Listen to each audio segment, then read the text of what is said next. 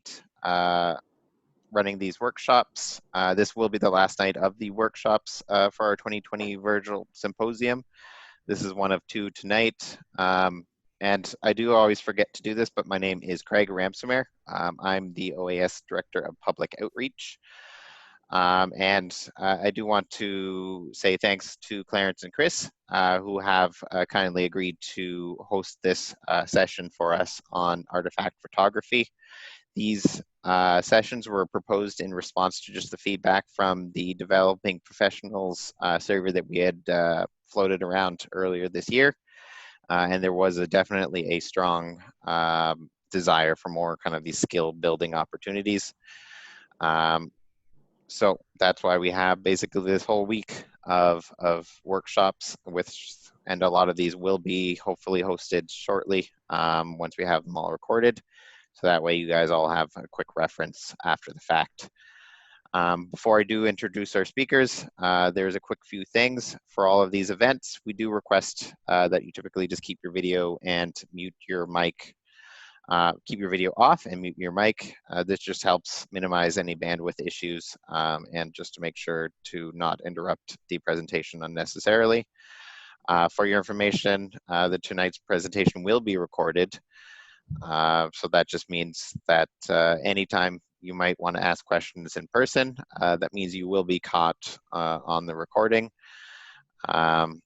Otherwise, you can post your questions in the chat, and then I'll flag Clarence and Chris down to present the question to them. At the end of the presentation, we'll have more than enough time if you guys do want to ask your questions in person and or through the chat. And just as a quick reminder, as we've been doing every night, we are still taking entries for our photo contest. There's 5 categories to enter for, and the winner of each one will get a free green subscription to the OAS for next year. So yeah, I would like to introduce tonight's workshop presenters, Clarence Surette and Chris McEvoy. Clarence is originally from the village of Grand Digue, New Brunswick. I hope I pronounced that correctly. He began, pardon? Grand Digue. Grand Digue, okay. He began a degree in history at the University of Moncton in 1998 and then switched degrees in 2001 when he moved to Thunder Bay to pursue a degree in anthropology at Lakehead University. In 2005, he graduated with an honors bachelor's of arts in anthropology and then began a master's of science in geology, which he finished in 2008. The focus of his research for his undergraduate and graduate degrees was looking at starch and phytoliths from economic plants such as maize, beans, squash, and wild rice in food residue, stone tools, soil, and sediments. In 2008, Clarence was hired by the Department of Anthropology at Lakehead University as the new bioarchaeology technician. Over the years, he has worked on multiple archaeological projects in Ontario and other provinces, both in the field and in the lab. Clarence is also the curator for the Department of Anthropology at Lakehead University. In addition to managing existing collections, he has built several comprehensive reference collections for archaeological research. Lately, his main research interests are micro and macro fossil identification, lithic sourcing, and 3D scanning printing, which is currently being used to support teaching for online classes, as we are all doing nowadays. On the other presenter, Chris, he is a technician with the Department of Anthropology at Lakehead University as well, who specializes in maritime archaeology and virtual reality documentation. Chris is also a professional photographer whose company name is Rusty Anchor Productions, who covers conservation efforts and adventure tourism industries. Welcome, Clarence and Chris. Thank you. All right, so do we need to share, can you share the screen? Or? Yeah, let me just, sorry, I had just Chris as co-host, but there you go. You should have the ability now to share it. All right, so let's see if I can do that. Okay. Hopefully that. Okay, we're good. Okay.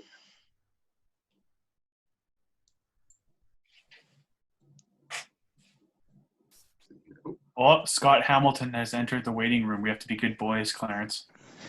That's right. Okay, what can you guys see on the screen? Can you guys see a full screen? We can No.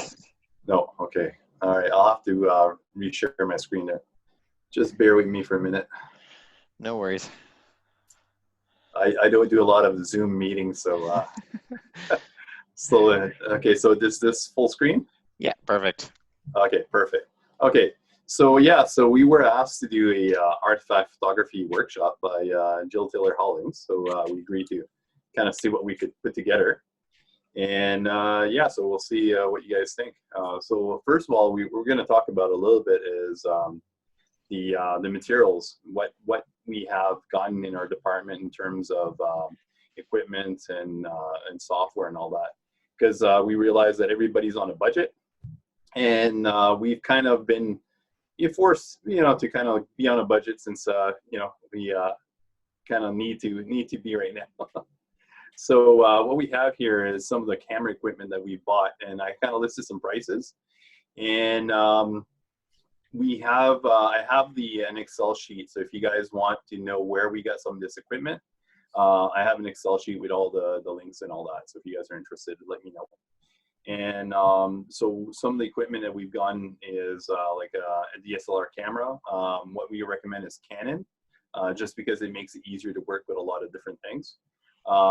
Tripod, extension tubes if you want to do macro photography. It comes with its own software, which is really nice, especially if you go with Canon, and ring light, and optional equipment or stuff like shutter releases or microscope mounts if you want to do some microscopy. So lighting, is very important. So some of the basic equipment that we've gotten is like the Sanoto light boxes. Though if you guys can see my cursor, this is the one we kind of prefer. We have this one as well. This one is kind of like the cheap model. So, if you want to pay a little bit more, this one is really good for automated process. So if you want to get a proper workflow, this is really, really good. Now, we also have Light Studio boxes and Light Studio lights. And these are really ideal, including like copy stands and stuff like that. And then if you want to do, some artifact identification, sometimes you may need like a UV light.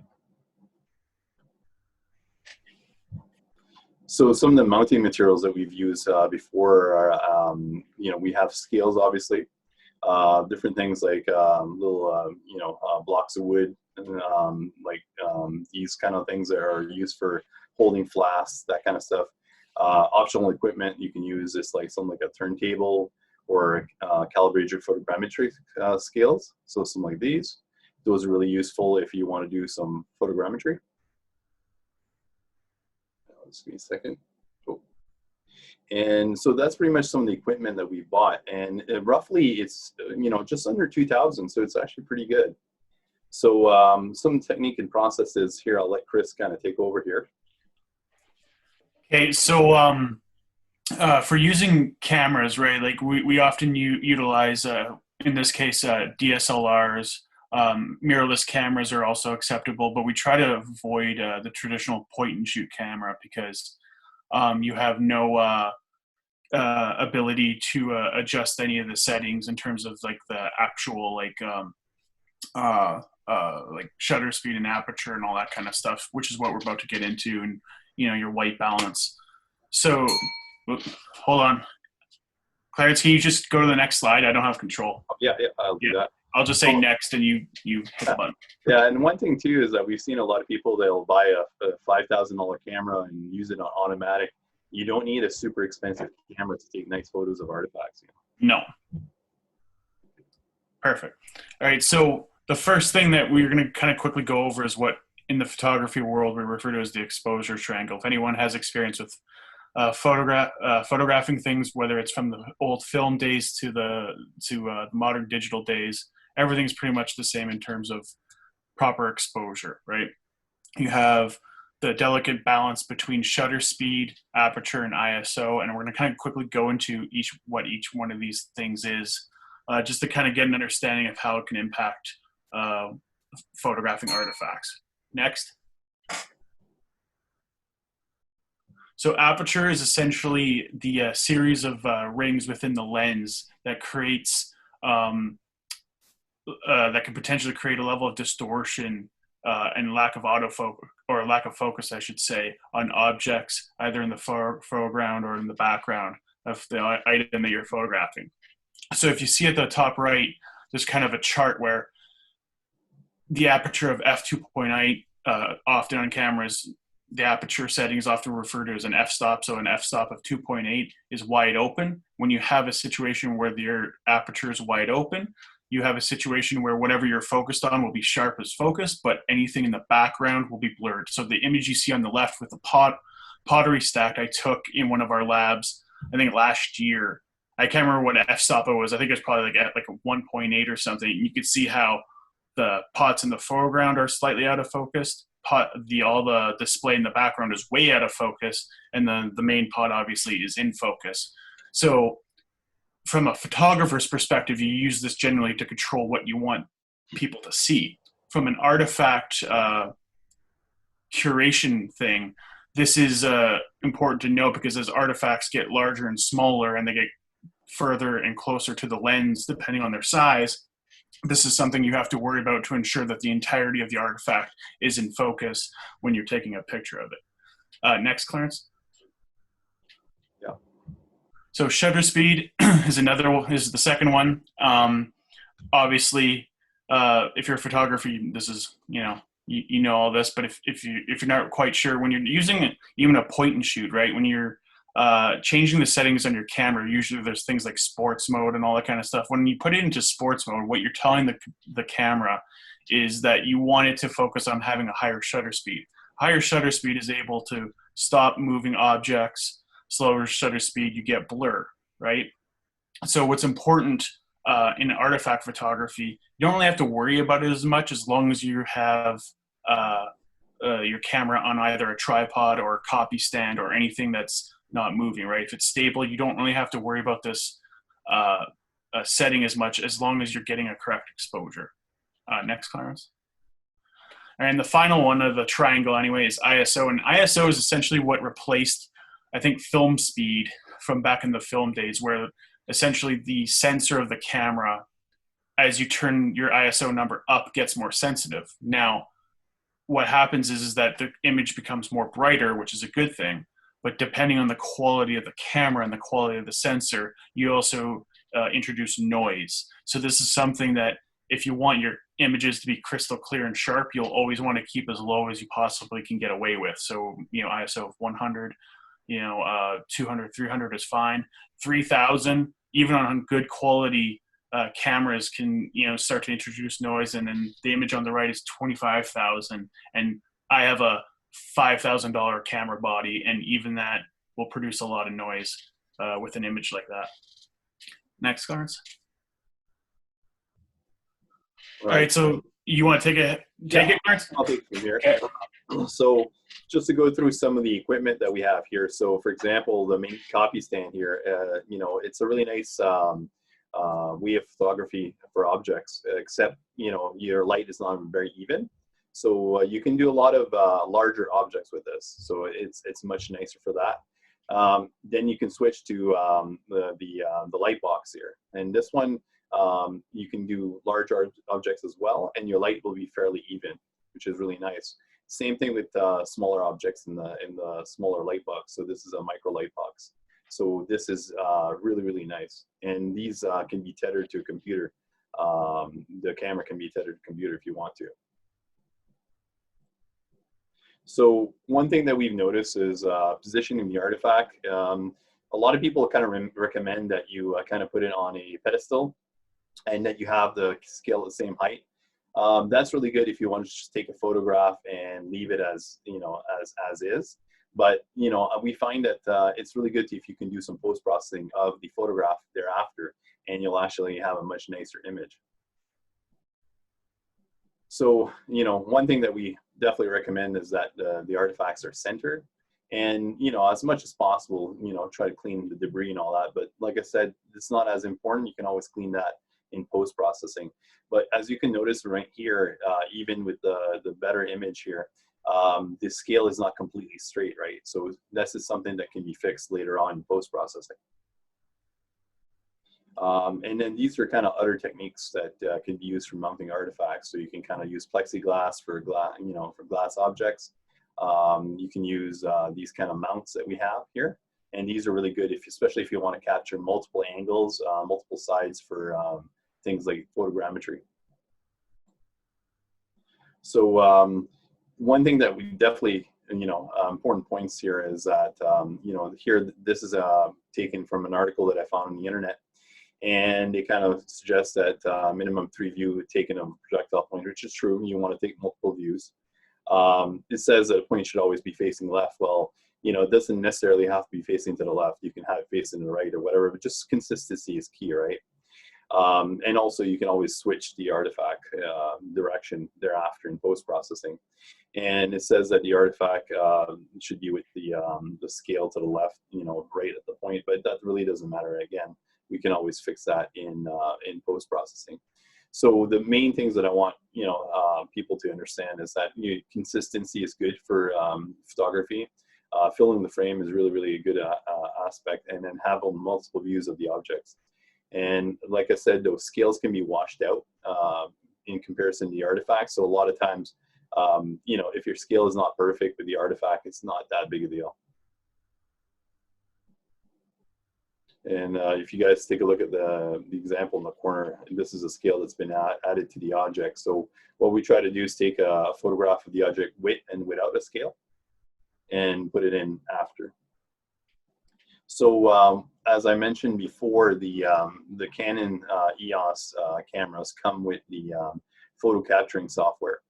And that's really nice because it allows you to kind of tether your computer and allows you to kind of operate your camera from a computer, which makes it a lot easier to kind of see on screen what you're actually photographing. And you'll see here that it's kind of easy. The program pops up as soon as you turn on the camera, and you can kind of get your settings set as you need them. And for one thing that we've kind of done is try to shoot in full manual, and also take pictures in RAW and JPEG. And Chris, did you want to add anything? Yeah, so just kind of like a quick explanation of the file format. Most, all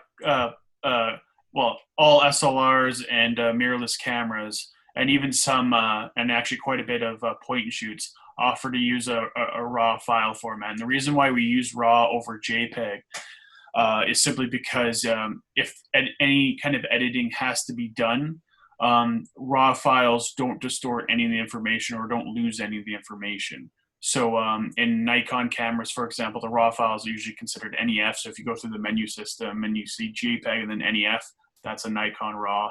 On Canon, it's just referred to as RAW files. DNG is another file format that's similar to RAW. And again, so what happens is if you took your picture into like a photo editing suite, like say Photoshop or Lightroom, and you use a JPEG, any kind of edits, you're kind of almost painting over the actual physical image, where RAW files are actually considered digital negatives, unprocessed but full of information. So you can actually lighten and darken an image with greater effect in a RAW file, as well as RAW files. Yeah, they're excellent for any kind of photo editing and all that kind of stuff. All right. So this is an example of the filling the frame and kind of getting the settings and all that set for the camera. And for the most part, we set the ISOs to automatic, and we just play with the shutter speed and the f-stop. So basically, for objects like a projectile point, we'll use a really high f-stop, so like maybe 28 or 32, and that way allows us to kind of get as much depth of field as possible. And we try to expose the object as clearly as possible in the light box. So choosing the correct depth of field, and as you guys can see in this image to the left, even though objects are different sizes and all that, all the objects are actually in focus. And you can see in the image to the right here that although the object is actually a different height, everything in the object is in focus. And so this is by choosing the correct depth of field. Chris, do you want to add anything to this? No, just make the point also that this is an image that we got from online. These aren't our skeletal human remains or anything. This is just something we got online. But yeah, Clarence is correct. So essentially, with using a higher f-stop or a higher number, say like in the chart in the bottom corner there, f22, you can get more things in focus. So if you're photographing something that's really, really tall and you're looking straight down on it, what happens is that if you use a lower f-stop number, only maybe the direct surface in front of you that you're focusing on will be in focus, whereas the background can blur out. So it's always a challenge to, with taller objects to ensure that everything remains focused. And then of course, if you're photographing something where you have multiple objects of different heights, like the example that we see on the left, it can be challenging for sure. All right. So lighting, why is it important? Well, you can see in the image over here, you have a low angle versus overhead lighting.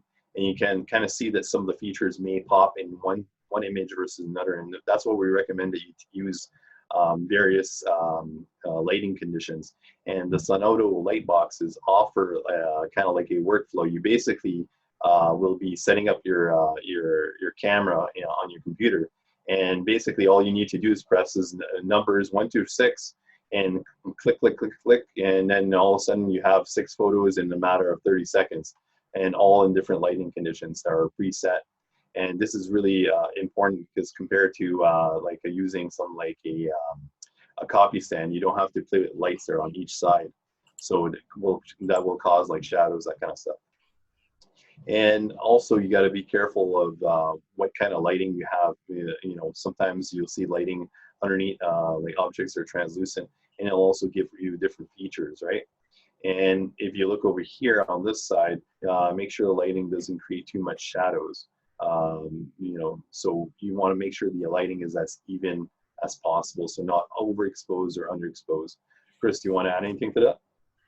No, yeah, just that color can be obviously very, very important. A lot of people will, stick with like just white, or, some of those copy stands, often use kind of like a very shiny, almost like acrylic type material that usually shines light through. And we found that those can be kind of problematic because it creates like flashes, or like it can make a background too bright. So we literally just use a white piece of paper in the in our light box that we use for some of these artifacts. And then if they get too dirty, because some of the stuff has come straight from the field or whatever, you literally just take the white piece of paper out and replace it with a new one.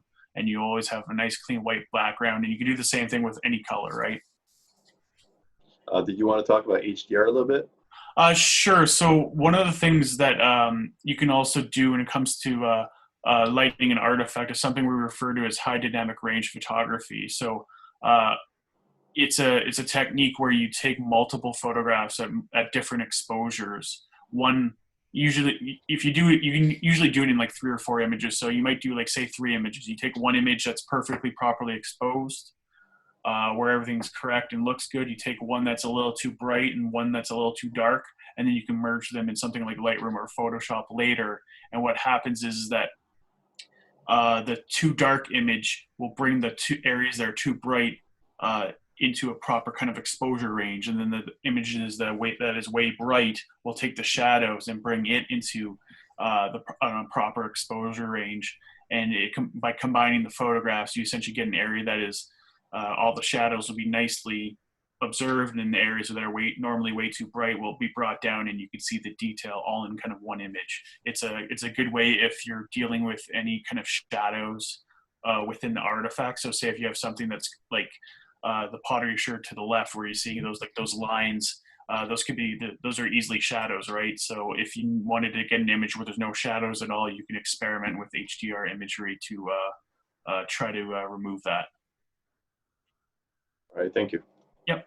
All right, so this is an example of lighting on glassy artifacts. So this is a good example of using multiple photographs with variations in where the light is actually shining. So you can see that based on what we can do with our light box, we can actually shine the lights in multiple different directions, which will cause a lot of different effects. So depending on what you're looking for, you can kind of figure out which one looks the best for representing the artifact. So like I said, changing the angle is really, really good thing. And an automated process is really ideal. One thing that we've also noticed for macro photography, no ring light versus ring light. So for example, the image on the left here is using copy stand. So we're talking about shadows and stuff, versus using the ring light, which pretty much lights everything equally. So you can kind of see that in the image to the right. It's really nice and even. And based on this, you can see that I didn't put a scale in this image because it's pretty much an image full of things, right? So if you take your photographs at the same height, same angle, you can actually take one photograph with a scale and add the scale in this one later. So background color, as Chris was mentioning earlier, you can kind of get different colored paper and all that, and the different colored paper can kind of help in terms of how you want to see the artifact. So if you find an artifact like this one made out of Knife River flint, if you find that because it's translucent, it's kind of showing a lot through the material, you can kind of use like a grayish color, or like the quartz here, you can kind of use black versus white, and it'll create different effects. So depending on how you want to show things, that's really some of your options that you want to use. So if you can mount a DSLR camera on your microscope, so if you can get an adapter and mount your microscope, so you can take pictures of really, really small objects. So an example of this is this cordage on a spear, a copper spear. And you can see the cordage here, it's pretty much a nice full depth of field. And the lighting is nice and even, right? This is taken with the macro extension tubes. And versus this is taken with a camera on a stereoscope. Now you can see that the object part of it is actually underexposed and overexposed in certain areas, and also the parts of the object is kind of blurry. This is part of the issue of mounting a camera on a microscope, is that you'll have to kind of stack your images. So you have all these stacked images that you can stack on the top of the other to kind of get a full image. And that's the only way to do it. But fortunately, though, if you use an extension tube, you can actually get one image that's kind of nice and clean. But this image still has value as well, which I'll talk about in a few minutes. One thing that we also did a little bit too is looking at for lithic identification, or if there's residues or blood residues, fat residues, whatever on stone tools. You can kind of look at using UV lights. And Chris, we used a long exposure for this? Yeah, so because of the darkness, obviously when you're using a UV light, you shut the lights off, and then you have the UV light hitting the artifact. You have to use a longer exposure, so that's where you have to bring it down and try to get that proper exposure. And what's interesting, one of the first times I ever actually had to experiment with any of this is when Dr. Carney Matheson at Lakehead was getting ready to go over to Italy to do some experiments with Ötzi the Iceman and his artifacts. And so he told me that one of the things that they're going to be using is UV light, and is there any way to take pictures so that they can see whatever it is that they're observing on Ötzi's tools and be able to obviously take pictures and bring it back and look at them later. So it's an excellent way of, like Clarence said, looking at different rock materials and even residues. All right, thank you. Yep. So the third part of our presentation, talking a little bit about editing and processing softwares. So some of the softwares that basic softwares that you can get. So for example, we have Digital Photo Professional that comes with the Canon camera, so you don't have to buy an extra software and all that.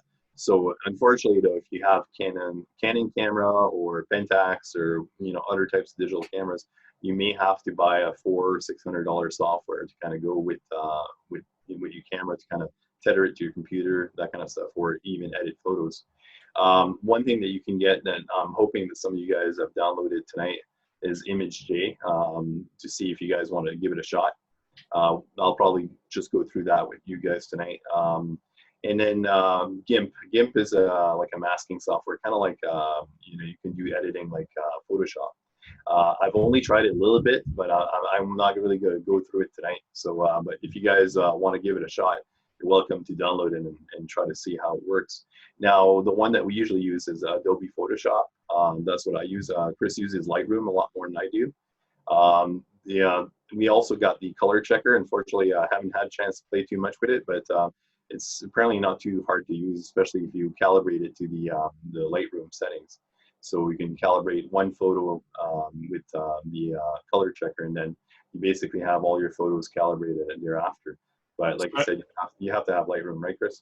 Yeah. So what I was just going to say, the reason why we have the color checker is essentially that most computer screens aren't exactly calibrated the exact same way. In fact, if you ever go to like Best Buy, you go to the TV section, you notice that there's like 100 TVs lined up in a row, and not a single one of them has the exact same like color on the screen. So every screen's a little bit different, and then the reason is because of settings, right? You can change the different hues and whatnot, and how your display is on your computer screen. So the reason why you have a color checker is that you can use it to calibrate it and to ensure what is kind of considered correct.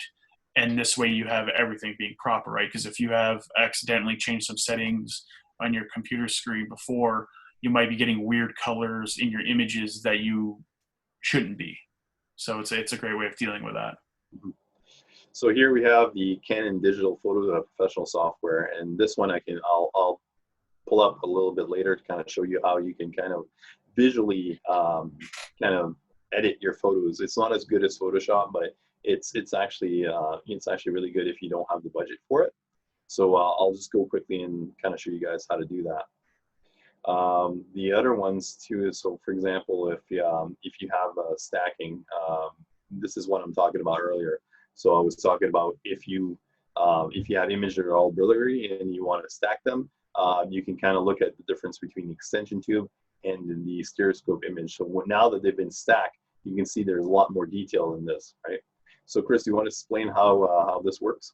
Yeah. So when Clarence says stacking, what he means is when you attach a camera to a microscope, right? The aperture is actually set within the microscope itself, right? You're taking the lens off and you're attaching the camera directly to the microscope. And because it's such a small, or because you're so zoomed in, the smallest difference in kind of like elevation of the artifact is going to create a situation where you can't get the whole thing to be properly in focus, right?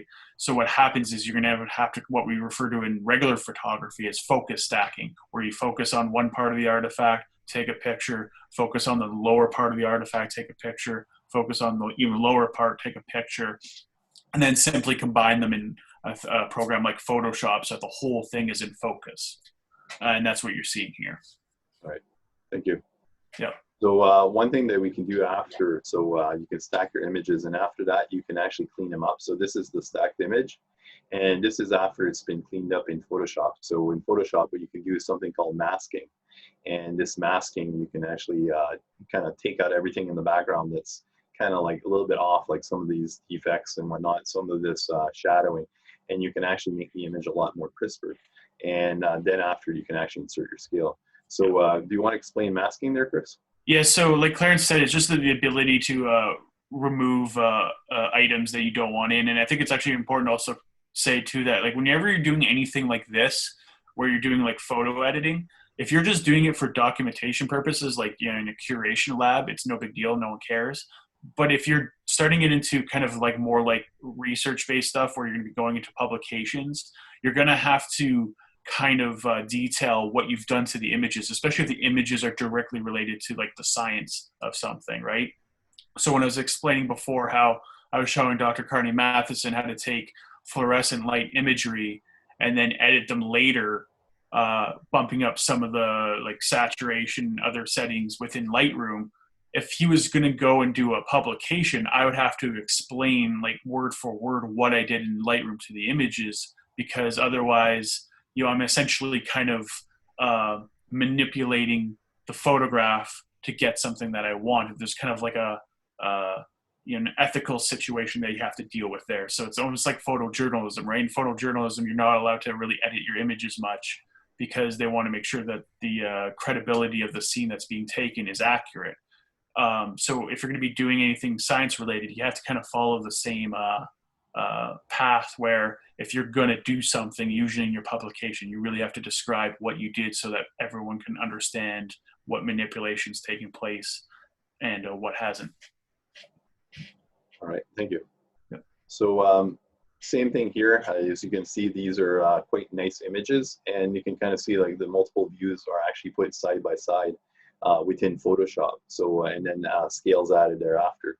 And as Chris said, you do want to make sure that you say what you've done. But in essence, though, if you're doing an archaeological report and all that, this is actually much nicer and much crisper in terms of showing what the artifact looks like, and it's a much better image than just a regular image that you've taken multiple times or multiple sides, and it actually shows the object in different views in the same photo. So instead of side by side.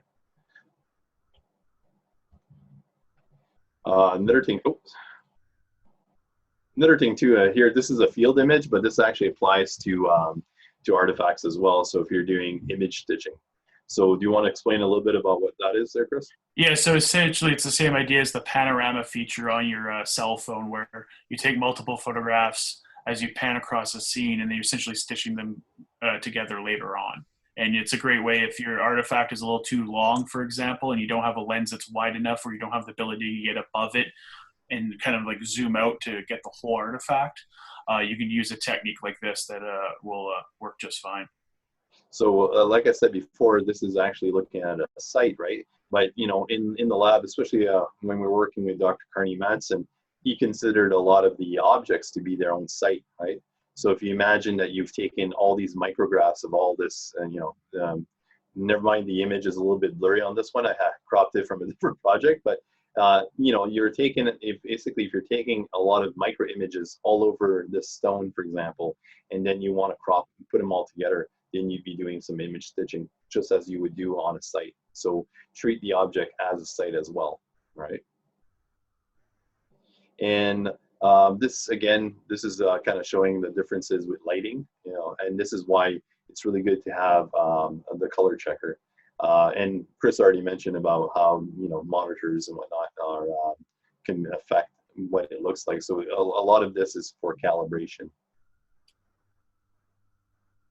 So the alternatives I was talking about earlier. So GIMP, like I said, it's kind of free. So so you guys can probably try it and see what it looks like. Maybe it works close to Photoshop. I've tried it a little bit, and I was able to do some masking very similar to that. And the one program that I've actually liked so far is Pro Micro, and you can actually set this up so it actually goes through the Canon software and allows you to do some manipulating of the object in terms of putting scales and taking measurements and all that. So, and it's a little bit more accurate than image today, which what I'll do is I'll talk to you guys in a few minutes about how to use that and whatnot. So FileMaker is also another good program that you guys can use for if you're only cataloging and all that. So you can actually set your Canon EOS software to actually take photographs through the FileMaker software. So you can actually click on the container here, and it'll import the camera EOS software and actually take a photograph if you have it all set up in a light box next to you.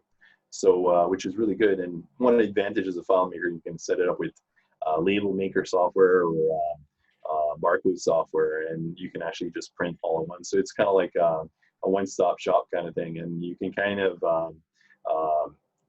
basically create a workflow with all this kind of stuff.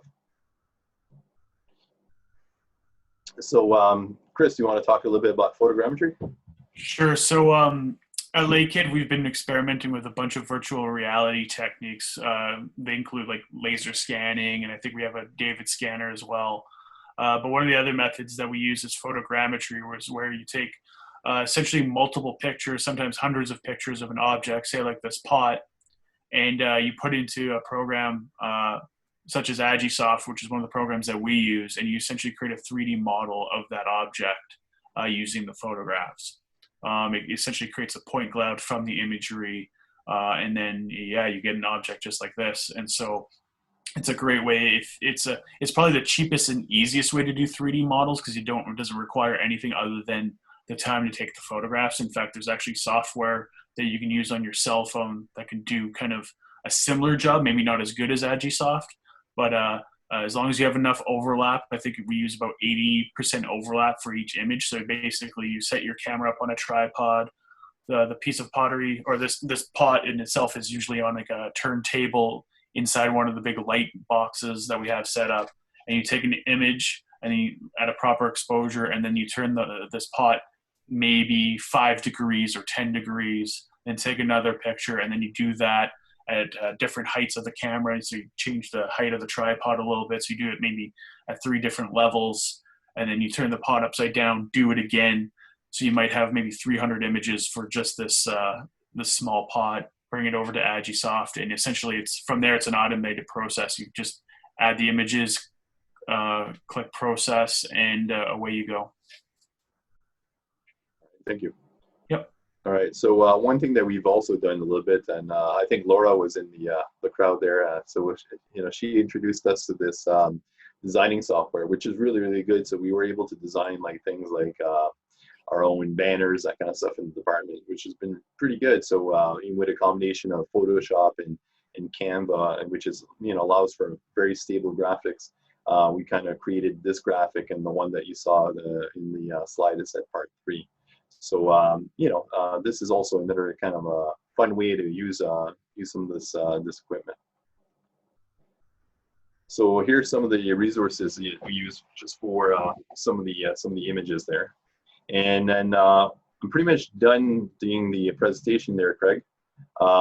If you guys want to, I was asked to ask people to see if they wanted to download ImageJ, or just to see how some of this stuff works.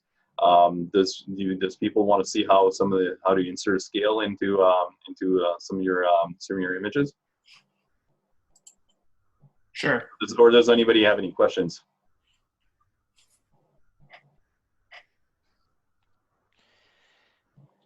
Is anybody still there? Yeah, there's a few people. It just usually I think takes them a bit. All right. Yeah, it's kind of weird. It feels like, because nobody's except Chris on the other side. You kind of feel like you're talking to yourself. So I find it very very odd. It is a bit of a surreal feeling. It is. Especially if you try to make any jokes or anything like that, it just does not go well. Yeah. No, it's not like that. I was gonna say, if you guys want to, I can kind of go through a little bit of stuff. Just kind of, I have an example on how to use Photoshop and looking at image stacking, that kind of stuff. Sure. I guess while we've got everyone here, we can go ahead and take a look. All right. Okay. Well, I'll bring that in.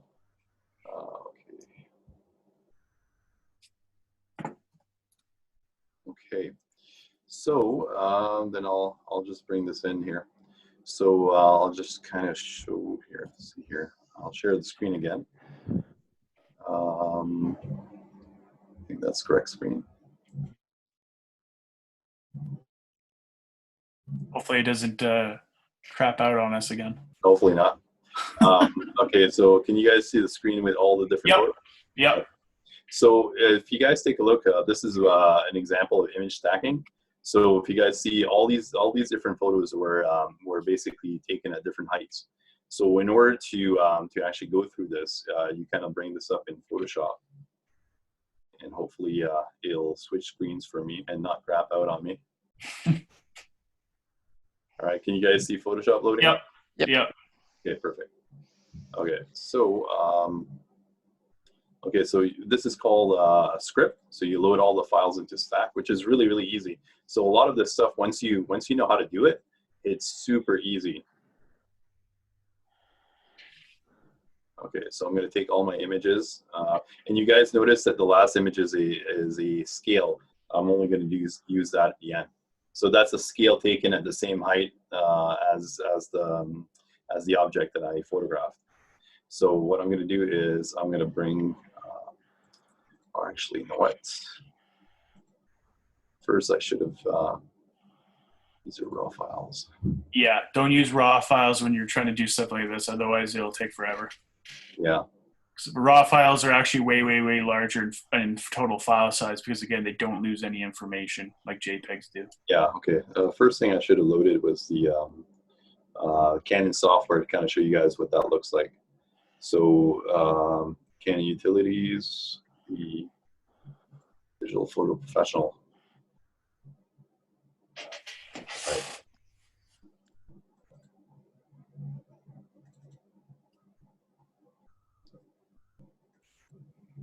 So let's see here.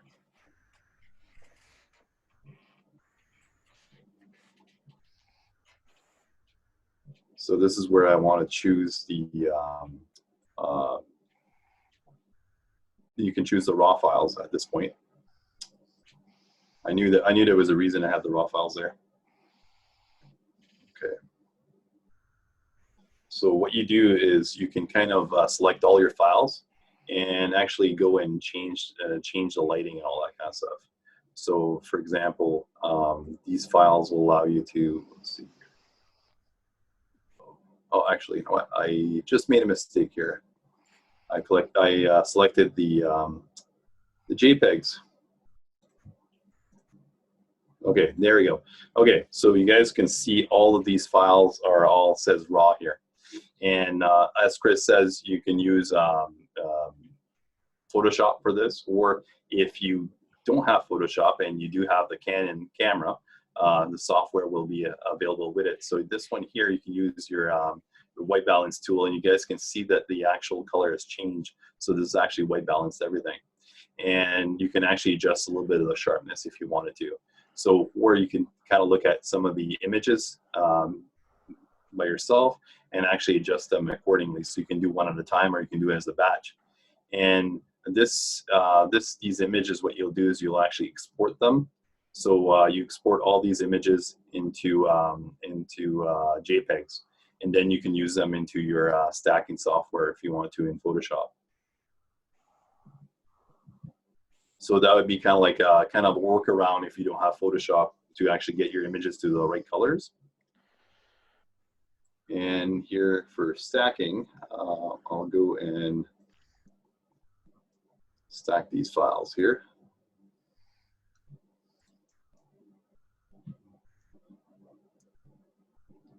Let's see here.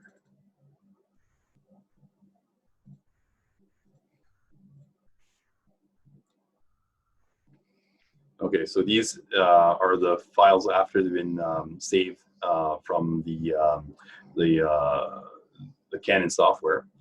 So what I'll do is I'll load in all of these files here and load those, and then I'll use the program to automatically align them.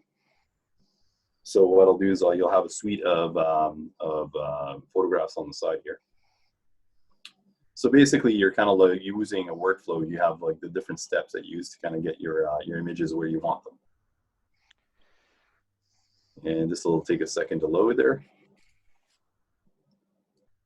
Okay. And it's still loading. Just give me a minute. So Clarence, Brad just said Brad wants to see the gouge medium. Medium? All right. I can bring it back up. I wonder whose is that. Yeah. I wonder if it's Brad's, right? Yeah.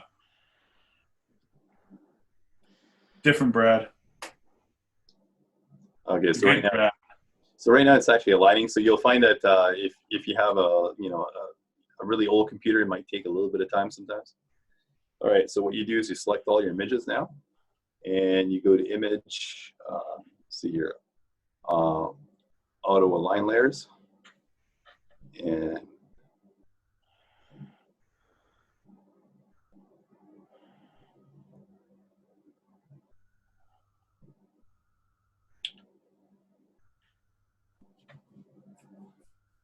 I'll have to double check. It might have been the other setting.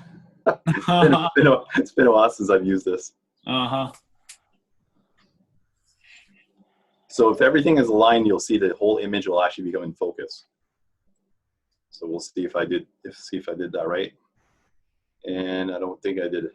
So edit, auto blend layers. There we go. Sorry, it was auto blend. So you'd use stack images, and this will stack each image on top of each other. So the computer will kind of figure out which one is to prioritize in terms of what's in focus.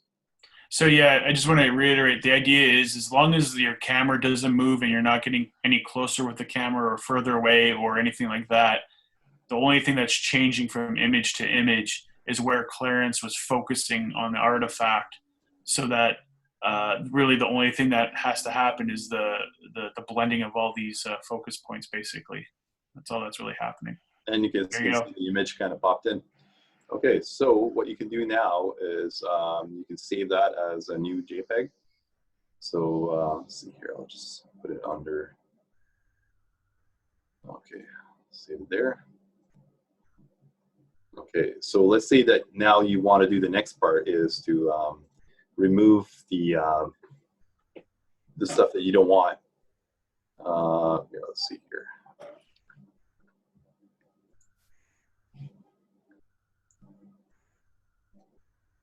And it's because it's been a while since I've used the program. It usually doesn't take this long, I swear.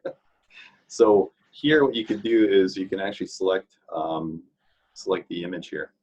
So you can kind of select around and kind of focus on what parts of the image you want to select there. This is a good way if you want to remove the background completely, say for say maybe you use the wrong color, or if you're trying to do something for like panels or whatever. Yeah, so this is what's called as masking. Yeah. So if you guys have used Photoshop before, you'll be used to this, but if you haven't, you'll see that it's not that difficult. It takes a little bit of practice to kind of get good at this, but it's not like something super hard to do. Of course, I'm saying that, and I'm on the clock right now, right? So so what you do is you do auto refine edge, and what you do after this is you kind of select your smart radius, kind of give it how many pixels you wanted to get around there. You can add decontaminate colors, and then what you do is you can kind of select all around, like here, I'll do brush size a little bit bigger. You can kind of go around the area and increase the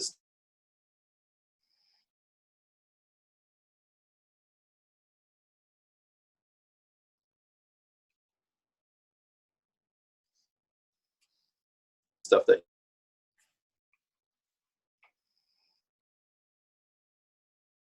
so if it'll pop up.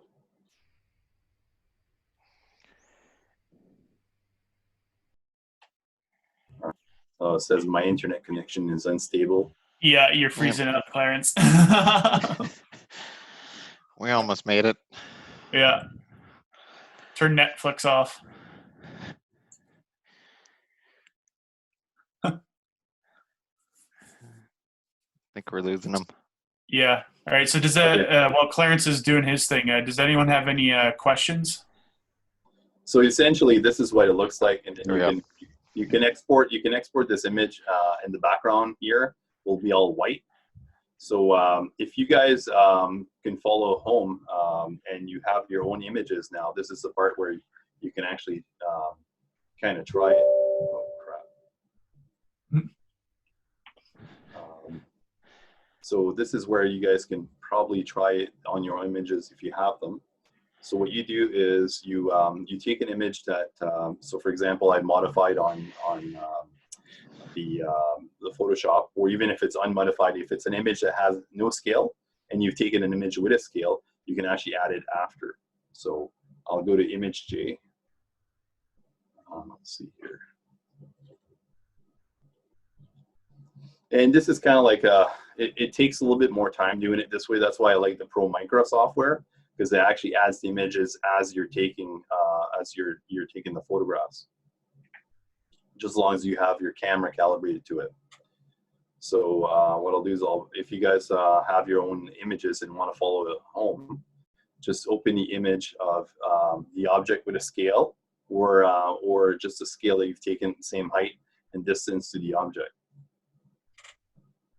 And we'll go to workshop here. And let's see here.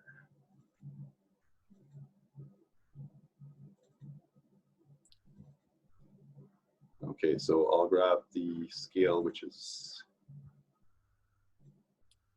Should really clean up your desktop screen there, Clarence. I know. I apologize for the desktop. It's a little messy there. It looks like an archaeologist's. Yeah, pretty much. Okay, so this is where you bring up your scale. And what you do is you take the little line here and you kind of like pull this over. And that's 1 millimeter. So you go to analyze, set scale, and you know known distance is 1 millimeter. The unit is 1 millimeter. And then you click global. Okay. So now if I bring the image that I want to put a scale in, I'll bring the image taken at the same height, or like I said, if you take an image with and without a scale, it'll work the same way.